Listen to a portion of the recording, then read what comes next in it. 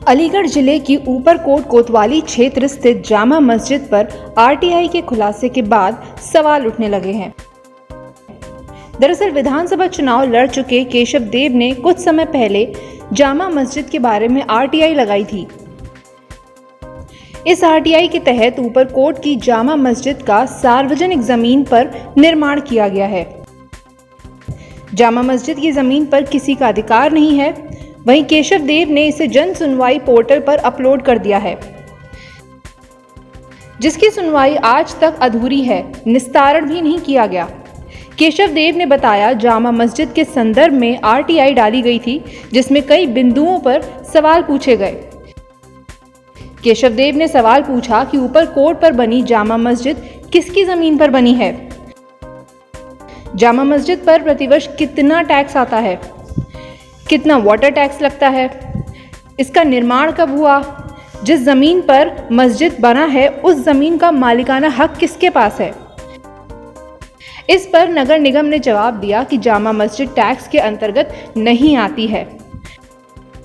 नगर निगम की तरफ से यह भी कहा गया कि जामा मस्जिद सार्वजनिक भूमि पर बनी है और जामा मस्जिद निर्माण के संदर्भ में कोई अभिलेख उपलब्ध नहीं है।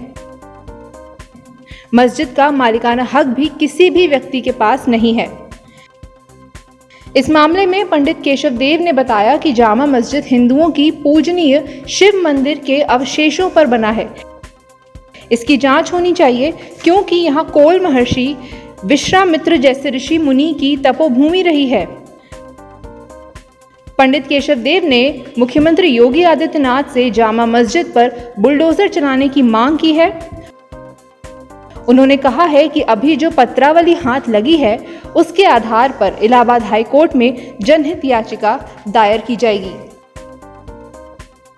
जगह पर नगर निगम द्वारा बताया गया है कि सार्वजनिक जगह पर बनी हुई है, आप क्या करेंगे?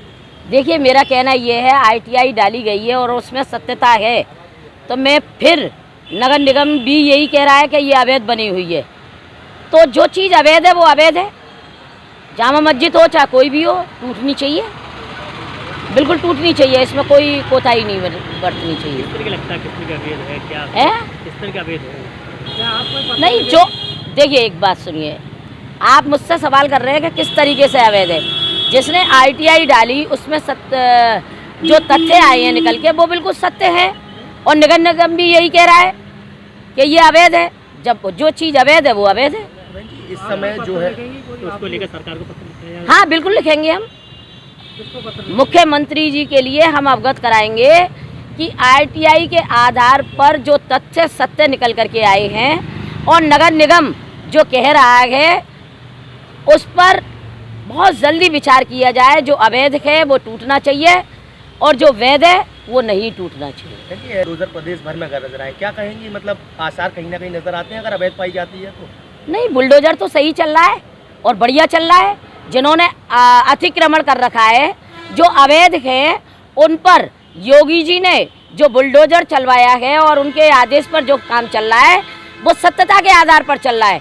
जो सही है उस आधार पर बुलडोजर चल रहा है और चलना चाहिए। जिन लोगों ने अवैध कब्जे कर रखे हैं।